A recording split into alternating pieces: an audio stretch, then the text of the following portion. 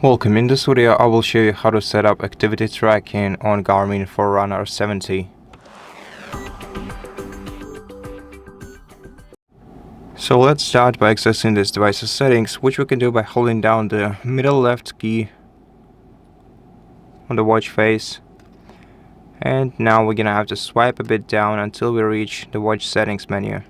Open it, then here scroll down to safety and tracking. Okay, here we have this option. Now let's go to LiveTrack, and basically here we're gonna have to select the activities that we want to track.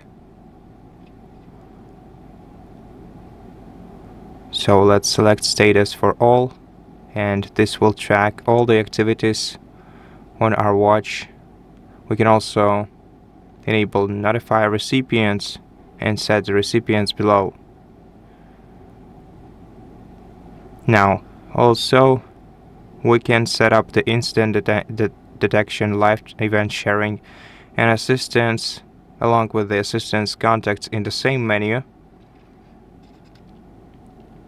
And if you want to set up the sleep tracking on your device, you're gonna have to go back to this menu, open health and wellness, and go to wrist heart rate and make sure to set its status to auto.